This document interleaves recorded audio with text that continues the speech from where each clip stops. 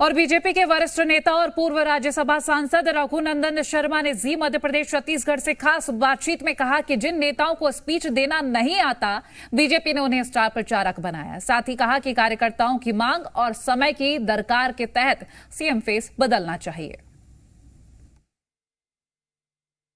मध्य प्रदेश की नई सरकार ईवीएम में कैद है, लेकिन सबके अपने अपने प्रेडिक्शन है। और इस बीच में बीजेपी के सीनियर नेता पूर्व राज्यसभा सांसद रघुनंदन शर्मा साहब मेरे साथ मौजूद हैं।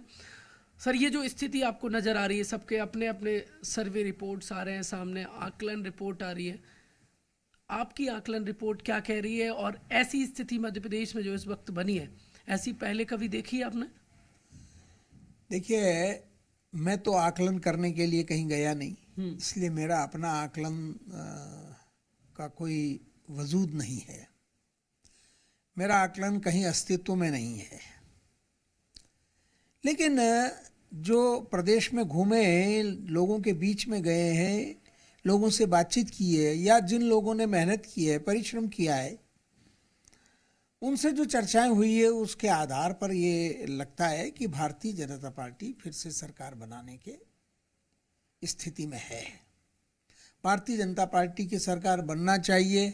मैं भी चाहता हूं कि समाज हित में, राष्ट्र हित में, जनहित में भारतीय जनता पार्टी अन्य राजनीतिक दलों के मुकाबले ज़्यादा समर्थ और सही दिशा में काम करने वाली है, इसलिए सरकार इसकी बन। हाँ, अब कुछ कठिनाइयां हैं। मध्य प्रदेश में लंबे समय से भारतीय जनता पार्टी की सरकार होने के कारण ये जो एंटी इनकम्बेंसी नाम का जो फैक्टर है, ये तो जीवित है। ये रोगाणु समाप्त नहीं हो सकता, ये हर जगह काम करता है। तो मध्य प्रदेश में भी इस एंटी इनकम्बेंसी फैक्टर ने काम किया है। अब उसको कितने ताकत से हम मुकाबला कर सके, ये तो जो चुनाव में भागदौड़ कर रहे थे भारतीय जनता पार्टी के नेतृत्व थे, वक्ता थे, यही बता सकते हैं कि उन्होंने कितना पुरुषार्थ किया है। लेकिन बिना पुरुषार्थ के तो कुछ हो नहीं सकता। यदि वो मानते हैं कि हमने खूब पुरुषार्थ किया है, तो भारतीय जनता पार्टी की सरकार बनेगी और हमारी आशाओं को पूरा करने में समर्थ होगी। सीएम आप किसको देख पा रहे हैं? कौन आपको बेहतर लग रहा है? बहुत सारे चेहरे हैं, कैसा सीएम अब नेक्स्ट? ये नेतृत्व तो दो लोगों को करना है। एक तो भारतीय जनता पार्टी के जो निर्वाचित लोग आएंगे, उनको निर्वाचित लोगों को ही, जनप्रतिनिधियों को ही अपने नेता का चुनाव करना है। लोकतांत्रिक प्रणाली यही कहती है, भारतीय जनता पार्टी का विधान भी यही कहता है, और परंपरा भी यही रही है। अब यदि लोकतांत्रिक परंपरा में हम विश्वास करते हैं, तो उन सब जनप्रतिनिधियों की इच्छा के आधार पर नेता का चुनाव होना चाहिए। दूसरा, केंद्रीय नेतृत्व भी ऐसे नाम तय करते हैं और मोहर लगवा लेते हैं।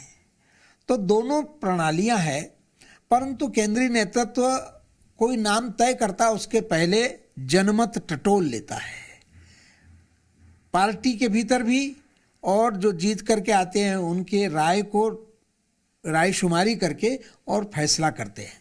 तो दोनों बातें हैं। तो अब ये केंद्रीय नेतृत्व को करना है और जो जीत करके आएंगे उनको फैसला करना है कि कौन हो।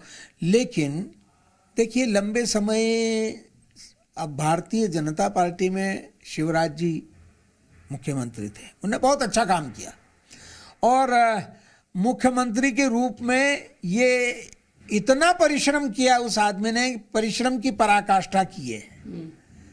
मैं सोचता हूं कि भारतीय जनता पार्टी का कोई नेता इतना परिश्रम, इतना कठोर मेहनत के साथ सभाएं करके और रात दिन लगना, ये बाकी किसी और के बस में दिखाई नहीं देता। सर्वाधिक परिश्रम करने वाला है, ये अपनी जगह है। लेकिन लंबे समय से है तो उनको केंद्र में लिया जा सकता है, केंद्र में महत्वपूर्ण विभाग दिया जा सकता है, उनकी योग्यता का लाभ वहां भी लिया जा सकता है। नए आदमी को मौका दिया जाए तो ज़्यादा अच्छा रहता है। लोग भी चाहते हैं, नवीनता चाहते हैं, परंपरा है, मानसिकता है, जनता की मानसिकता है। ओके, क्या लंबे समय काबिज रहने से भी एंटी इनकम्बेंसी होती है की चेहरे से? नहीं, लंबे काबिल क्या है, एंटी इनकम्बेंसी तो 5 साल में ही पैदा हो जाती है। यूज है इस बार, जबकि 5 साल में ही पैदा हो जाती है। लोगों की मानसिकता है कि हाँ ठीक है, इनको 5 साल देख लिया, 10 साल देख लिया, अब दूसरे को देखेंगे। लेकिन अब वो व्यक्ति कितनी चतुराई से उसे एंटी इनकम्बेंसी फैक्टर को खत्म कर सकता है, ये तो मैदान में लड़ाई लड़ने वाले नेताओं के ऊपर निर्भर है। सर बहुत बहुत धन्यवाद जी मीडिया से बातचीत के लिए।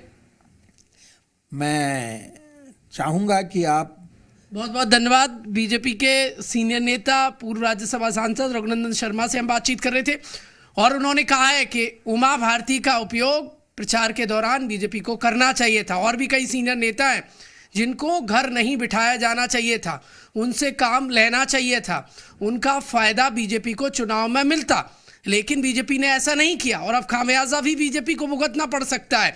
दूसरी बात ये कही है कि एमपी के नए सीएम का जो फेस है वो बदलाव का वक्त है। जनता और कार्यकर्ता, सीनियर नेता कि ये मनोभाव है, क्योंकि समय परिवर्तन चाहता है। खैर अब आने वाला समय बताएगा सरकार किसकी बनती है, क्योंकि फिलहाल एमपी की जो सरकार है वो ईवीएम में कैद है।